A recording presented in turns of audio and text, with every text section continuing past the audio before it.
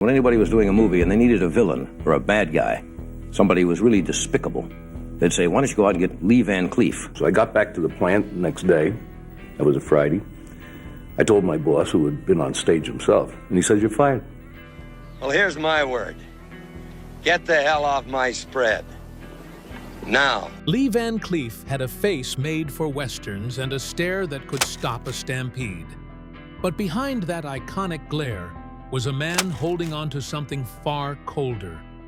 A grudge against one of Hollywood's biggest legends, John Wayne. And no, this wasn't your average on-set spat or bruised ego over billing. This was personal. What started as professional distance quickly curdled into full-blown resentment.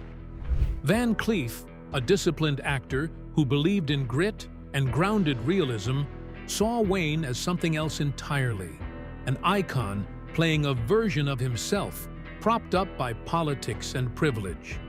Their off-camera lives couldn't have been more different, and neither man made much effort to hide the divide. Now, decades later, the truth behind their silent feud is finally coming to light, and it says more about Hollywood, power, and principle than either of them ever said out loud. From war to Hollywood, Lee Van Cleef. Now that's a name that could make anyone in a cowboy hat flinch. Born on January 9, 1925, in the quiet town of Somerville, New Jersey, Lee wasn't just born to play villains. He became the villain. The face you don't forget. The eyes that say, I don't miss when I shoot. But beyond that legendary squint and those razor-sharp cheekbones, there was a man whose life was shaped by discipline, grit, and a relentless journey through Hollywood's highs and lows.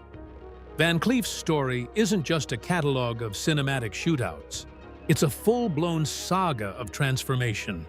From a small-town boy to a World War II Navy veteran, and finally to one of the most iconic faces in Westerns, his path wasn't carved overnight. It was earned. Growing up in Somerville, Lee was raised in a household where precision mattered. His father worked as a watchmaker, and from him, young Lee learned the importance of detail and discipline. Those early lessons in patience and focus would later echo through every role he played, especially when he had to stand still for a long camera shot, staring someone down without blinking. When World War II rolled around, Van Cleef didn't hesitate. He joined the U.S. Navy and served as a sonar and radar technician, eventually becoming a petty officer. He was stationed aboard a minesweeper, the USS Incredible, and saw action in both the Mediterranean and Pacific theaters. The war hardened him. It gave him that steel-eyed stare and calm intensity, the kind that made his screen presence so magnetic. After returning from the war, Lee seemed to follow a more traditional route. He enrolled at the University of South Carolina and studied engineering.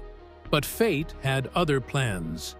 The stage called, and the scripts whispered louder than blueprints ever could. Acting wasn't just a passion, it became his mission. He eventually moved to Hollywood, determined to try his hand in an industry that, at first, didn't quite know what to do with him. Hollywood didn't roll out the red carpet immediately. Lee started small, very small. He was often cast as a soldier, a background cowboy, or the guy who looked like he might stab you with a smirk and walk away before the sheriff even blinked. He played a string of uncredited roles in the early 50s, barely getting noticed by name, but always remembered by face. It wasn't until director Sergio Leone saw something special in him that his career began to take off. With Leone's support, Van Cleef started landing bigger roles, and his career slowly started to gain momentum. Although his early roles were small, Van Cleef quickly became known for his menacing presence. His breakout role in High Noon, where he played a silent henchman, set the stage for what would become his signature type of character, the villain. His sharp, intense look and cold demeanor made him the perfect fit for playing the ruthless outlaws and antagonists in many westerns. Lee Van Cleef's rise to fame was neither fast nor straightforward. He began his career in the 1950s and early 60s, taking on small, uncredited roles in films and TV shows. In these early days, he quietly built a reputation as a dependable character actor. His roles ranged from military men to various types of secondary characters, but his career didn't quite take off as he hoped. Despite accumulating a solid body of work, Van Cleef found himself stuck in a rut. He was often typecast as the villain, and the challenge of breaking free from this pigeonhole seemed impossible. The one-dimensional roles he was offered limited his growth, and personal struggles, including health issues from a car accident, only added to the difficulties. However, Van Cleef's big break came in 1966, when he was cast as the cold-hearted gunslinger Angel Eyes in The Good, the Bad, and the Ugly, part of the iconic Dollars trilogy directed by Sergio Leone. While Clint Eastwood's portrayal of the Man with No Name was the film's focal point, it was Van Cleef's chillingly intense performance that left a lasting impression on audiences and critics alike. He brought a new level of complexity to the stereotypical villain, playing a bounty hunter with a cold and calculating demeanor, yet still managing to make him compelling. The sharp features of Van Cleef's face, his angular jawline and piercing eyes, made him a natural fit for such roles, where his mere presence was enough to send a shiver down the spine of anyone watching. Following his breakthrough role, Van Cleef's career exploded with a series of memorable performances in other westerns. In For a Few Dollars More, he portrayed Colin Douglas Mortimer, a cunning outlaw whose menacing presence was impossible to ignore. In The Big Gun Down, he played a lawman turned hunter, adding depth to the character by embodying a man torn between duty and personal vengeance. These films helped solidify Van Cleef's place as one of the great Western actors of his time. His characters were often men of few words, but their actions spoke volumes. This stoic approach made him a compelling figure in the genre, and his persona became one that audiences couldn't get enough of. Despite his reputation for playing villains, Van Cleef's performances were never one-dimensional.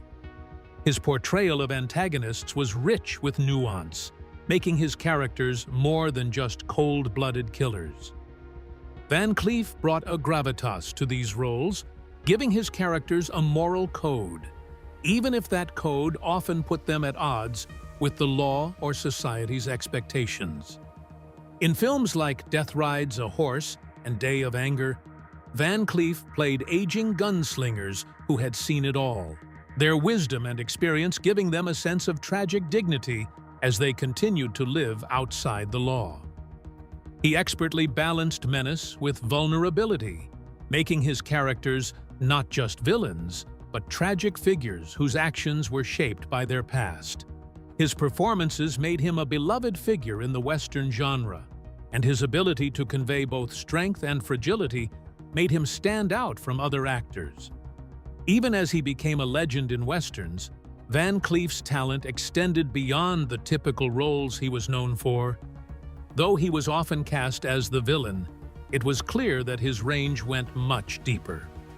His ability to transform a simple antagonist into a multi-layered character made him one of the most respected actors in the industry, and his legacy endures as one of the genre's finest.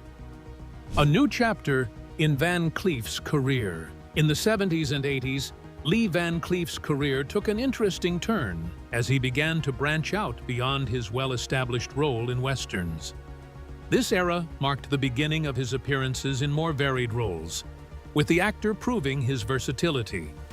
Although he was best known for playing the rugged, cold-blooded villains in Westerns, Van Cleef's commanding presence and deep, gravelly voice made him a natural fit for action films. His performance in Escape from New York showcased this new direction, where he played Hawk, a menacing character whose every word seemed to carry weight. His portrayal was chilling, and once again, Van Cleef's presence on screen made an undeniable impact. The film, set in a dystopian future, allowed him to tap into a new genre, one that resonated with the growing audience of action movie fans. In The Octagon, Van Cleef's transition to action films became even more apparent when he was paired with the legendary martial artist Chuck Norris. This film, which centered around ninjas and martial arts, gave Van Cleef the opportunity to showcase his range in a completely different context. His portrayal of a sinister figure was yet another example of how he could excel at playing complex characters, even when placed outside his comfort zone in westerns. The movie allowed him to connect with a new generation of fans who were more accustomed to the fast-paced, adrenaline-fueled action films that defined the 80s. Van Cleef's success in action films was further cemented when he appeared on numerous television series. One of his most memorable television roles came in The Master, where he played a martial arts expert. Teaming up with actor Timothy Van Patten, Van Cleef brought his usual intensity and gravitas to the small screen. His portrayal of the seasoned martial artist allowed him to expand his acting range, showing audiences that he was not limited to any single genre.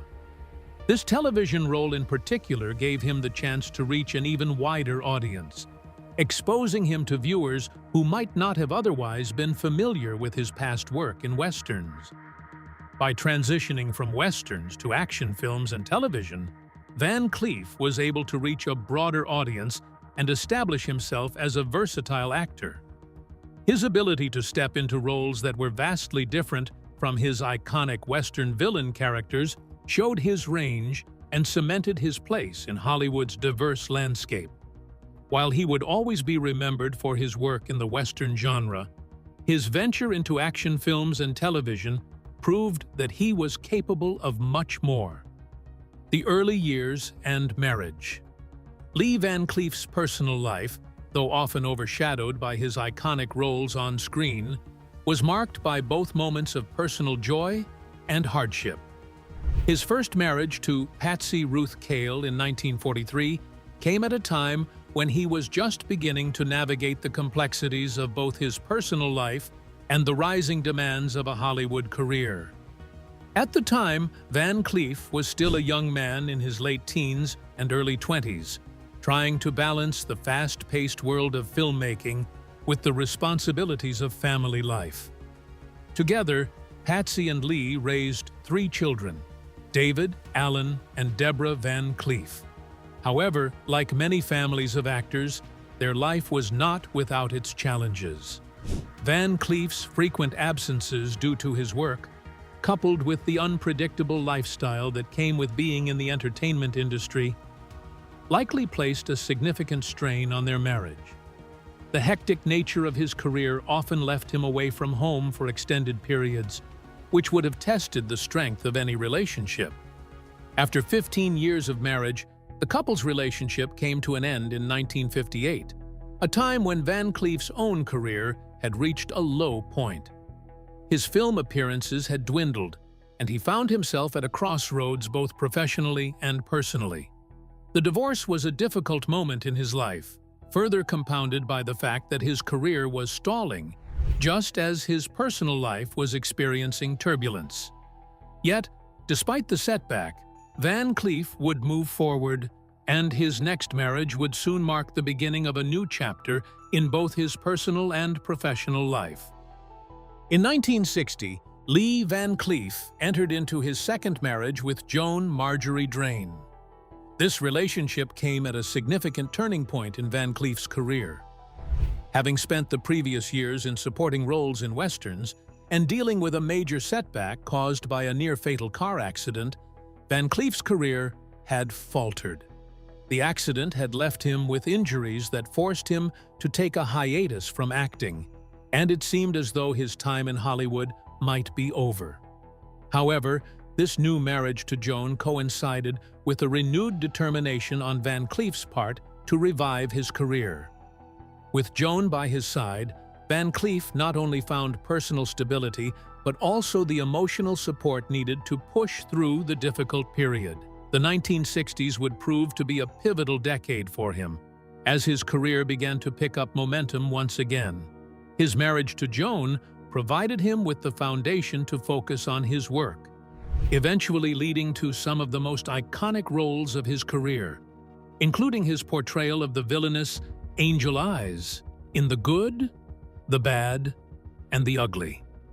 The support and devotion that Joan offered during this time played an essential role in his ability to rebound and solidify his legacy in Hollywood. Despite the strains that his career placed on his personal life, Lee Van Cleef's devotion to his family remained constant. His children, David, Alan, and Deborah, were always an important part of his life. As much as the demands of Hollywood could pull him away from home, Van Cleef did his best to provide for his family and maintain strong relationships with them. His marriages, while challenged by the nature of his career, demonstrated his attempts to find balance between his professional obligations and personal commitments. After his divorce from Patsy Ruth Cale, he continued to maintain a connection with his children, though the nature of his work often meant that these relationships had to endure the distance created by his career. Lee Van Cleef's journey through his personal life, with its triumphs and tragedies, reflected his resilience. His ability to navigate the ups and downs of both his career and relationships showed a man who, despite the odds, was determined to keep moving forward. While the pressures of being a well-known actor in Hollywood were many, his personal life, like his career, was defined by perseverance and a commitment to his loved ones. The rise of Van Cleef's career and shifting image. In the mid-60s, Lee Van Cleef's career began to experience a remarkable resurgence, especially after he was cast by director Sergio Leone in the iconic spaghetti western For a Few Dollars More. This role marked a turning point, as it helped shift his image from being a reliable character actor to a leading man in Hollywood. Before this, Van Cleef had largely been relegated to supporting roles and villains, often typecast in one-dimensional parts. However, his portrayal of the skilled yet ruthless bounty hunter in this film captivated audiences and critics alike, allowing him to transcend his previous image. His newfound fame was a result of his impressive performance, which not only earned him recognition, but also established him as a key figure in the genre. Joan, his wife at the time, stood by his side throughout this transformative period. She witnessed his rise to international fame and the pressures that accompanied it. The couple's shared experience during this critical phase in Van Cleef's career was significant. Joan's support was invaluable, as it provided a semblance of stability amidst the whirlwind of his success. Yet, despite the triumphs, the strains of their high-profile life eventually took a toll on their relationship.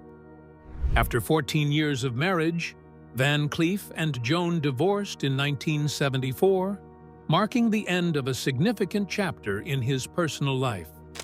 The couple's split, however, was not the final upheaval for Van Cleef. His personal and professional lives would continue to experience turbulent shifts in the years that followed. Just 2 years after his divorce from Joan in 1976, Van Cleef married Barbara Havalone. This third marriage brought him the stability he had long been searching for after the turmoil of his previous relationships and the stresses of his career. Barbara was there for him during his later years when his health began to decline, offering the emotional support that he needed as he faced ongoing complications from his earlier injuries and heart problems. While his career in the 70s and 80s no longer reached the heights of his earlier success, Van Cleef continued to appear in films, albeit in less prominent roles. Despite not being the leading man he once was, he remained a familiar and respected presence in the film industry. Barbara's steadfast presence during these years was crucial for Van Cleef. She supported him through the challenges of declining health and their relationship helped anchor him during a time when he was transitioning out of the spotlight. Van Cleef's health issues, including his heart problems, did not stop him from working, but they certainly diminished the intensity of his acting schedule. Nonetheless, Barbara remained by his side, and their marriage endured for the remainder of his life. When Van Cleef passed away in 1989 from a heart attack, it marked the end of their 13-year marriage, with Barbara surviving him. Van Cleef's personal life was not without its share of memorable moments, and one such incident left a lasting physical reminder. While building a playhouse for his daughter Deborah, Van Cleef lost the last joint of his right-hand middle finger. This event, though seemingly minor, encapsulated his dual nature. On screen, he was known as a tough, rugged man, often playing hardened characters who displayed little vulnerability. Off-screen, he was just as dedicated to his family, proving himself to be a devoted father. The injury, which became a part of his persona, did little to hinder his acting career. In fact, it only added to the tough guy image he had cultivated over the years. Despite the noticeable absence of a part of his finger, audiences rarely saw it, as Van Cleef skillfully hid the injury during performances. Those who worked closely with him, however, were well aware of the physical reminder of his life off-screen, making it a part of his legend. The fractured relationship with John Wayne. While Van Cleef's personal life was filled with devotion and sacrifice, his professional world wasn't always as kind. His long-standing feud with John Wayne became something of a whispered legend in Hollywood circles. This wasn't just a clash of personalities or a brief disagreement over casting. It was genuine dislike that ran deep, and it never really faded. To the public, both men seemed like natural allies, towering figures in the Western genre, icons of grit and masculinity. But anyone watching closely would have sensed the chill in the room whenever their names came up together.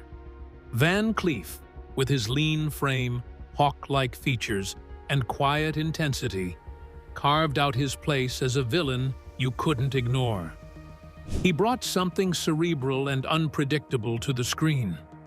Wayne, on the other hand, was the poster boy for old-school American westerns, loud, proud, and always in control. His characters were typically noble, clean-cut, and wrapped in patriotic symbolism. The problem was, Van Cleef didn't buy into that act, not on screen, and especially not off it. Their feud was fueled by more than just artistic differences. Van Cleef was known to take his work seriously. He was methodical, detail-oriented, and immersed himself fully in his roles. He didn't just act, he became the character. Wayne, by contrast, often relied on his larger-than-life persona to carry him through roles. He didn't transform for a part, he was the part, whether or not the script called for nuance. The clashing styles extended into their beliefs and behavior off-set as well. Wayne, with his staunchly conservative views, rubbed many people the wrong way, and Van Cleef wasn't one to hide his disapproval. Their political and ideological differences only widened the gap between them. It wasn't just that they had different views, it was that they fundamentally didn't respect each other. Van Cleef didn't hold back when it came to his opinion of Wayne. Those close to him often heard him speak with a level of contempt that left little to interpretation. It wasn't jealousy.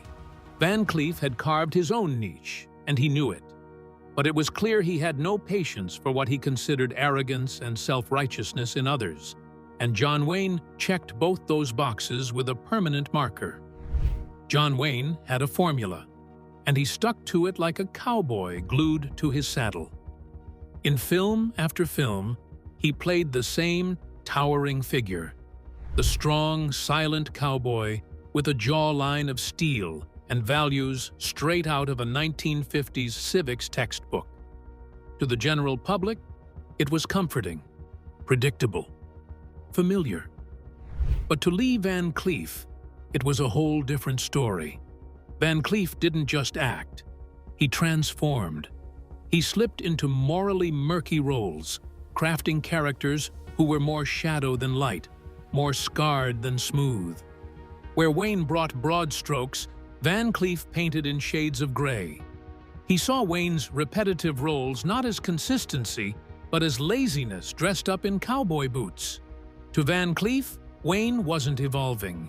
He was coasting, relying on charisma instead of craft. Playing the same self-righteous cowboy in 100 variations wasn't versatility. It was branding. And in Van Cleef's eyes, branding without depth was just arrogance with a fan club. That view wasn't just professional, it was personal. Van Cleef believed that Wayne represented everything superficial about Hollywood. The oversized personality, the untouchable image, the studio-powered pedestal. Wayne was the poster child of an era that valued image over substance.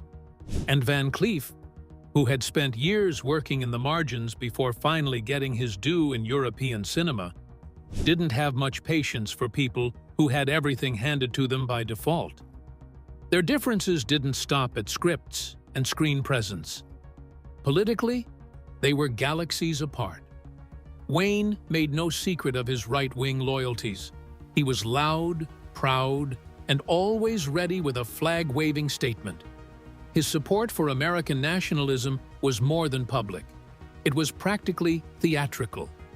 He openly championed the Vietnam War, spoke out against communism, and positioned himself as a defender of traditional values during a time when America was in the throes of cultural rebellion. Van Cleef, on the other hand, kept his politics closer to the chest.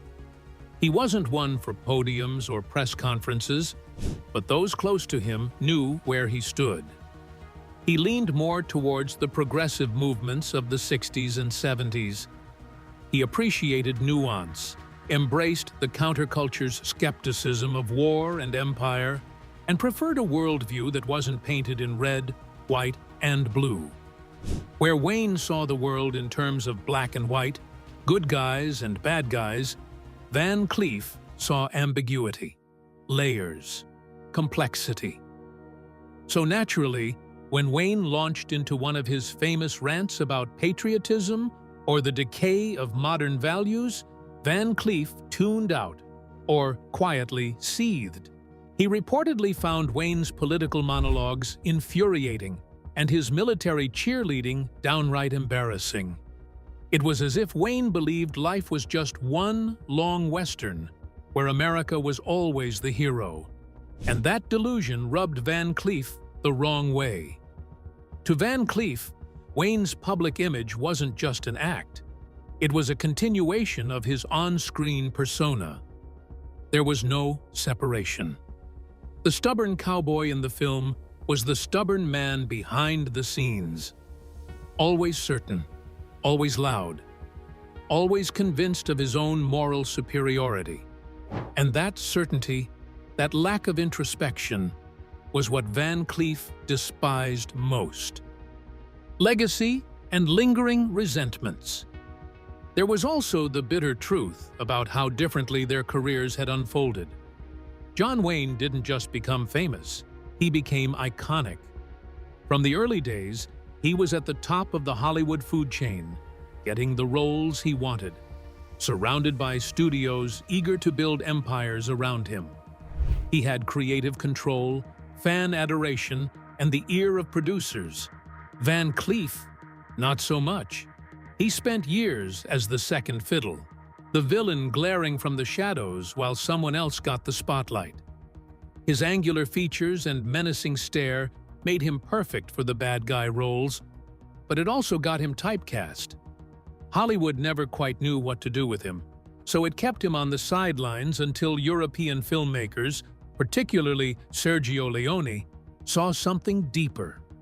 Only after heading to Italy did Van Cleef finally land the roles he deserved. He became a star in spaghetti westerns, playing anti-heroes and morally complicated gunslingers who didn't fit the Hollywood mold. But even with international acclaim, his fame never quite touched Wayne's level. Van Cleef knew it too. He saw the way Hollywood favored its golden boys and how men like Wayne were given a platform from the start, while others had to claw their way up from the bottom. That resentment? It never quite left him. He didn't just blame the system. He blamed the men who benefited from it. Men like John Wayne. Their dislike wasn't just philosophical. It got personal. Wayne, with his towering presence and booming voice, had a way of dominating every room he walked into, whether it was a film set or a social event. He didn't just act like the boss. He was the boss. Directors listened to him, castmates tiptoed around him, and studio executives treated him like royalty. Van Cleef wasn't impressed. He reportedly found Wayne overbearing and self-important, someone who believed his own legend a little too much. Off-camera, Wayne often acted as though he was the embodiment of every character he had ever played, loud, right, and unwilling to be questioned. That kind of energy clashed violently with Van Cleef's more grounded, often cynical personality. Their interactions were tense, their conversations clipped, and any time spent together felt more like a standoff than a meeting of colleagues. Wayne never saw Van Cleef as an equal, and Van Cleef never forgot that. The disdain between them wasn't just mutual. It was personal, professional, and long-lasting. In the world of Hollywood, some rivalries fade with time. This one never did. Lee Van Cleef died on December 16, 1989, at the age of 64 due to a heart attack. His passing marked the end of a gritty, unforgettable era in Western cinema. Although he never received the level of global fame that Wayne enjoyed, Van Cleef's legacy became something arguably more enduring. He redefined what a Western character could be. His villains were never just evil. They were charming, tragic, magnetic, and sometimes more interesting than the so-called hero. Even after his death, Van Cleef's work has continued to be analyzed, celebrated, and cherished by cinephiles and scholars alike. In the world of spaghetti westerns, his performances stand as cornerstones of the genre. His characters were layered, his presence commanding, and his ability to inject meaning into every narrowed eye and clenched jaw made him unforgettable. Van Cleef's feud with Wayne wasn't some petty clash of egos. It was a symbol of something bigger. It represented two very different visions of what cinema could be, and two men who stood on either side of that divide, unwilling to budge. And while Hollywood history may remember Wayne as the symbol of the traditional Western, Lee Van Cleef carved out a legacy that refuses to be overshadowed. In the end, Van Cleef's dislike for John Wayne wasn't just about fame or fortune. It was about everything the man stood for. Wayne became the face of a polished, patriotic Hollywood, while Van Cleef fought to bring out the raw, complex side of storytelling. Their feud never exploded into public arguments, but it simmered through decades of side-eyes and silent resentment. And even after Van Cleef's death, their quiet war lives on in whispers, stories, and the very different legacies they left behind. Thank you for watching. Please don't forget to like and subscribe to our channel.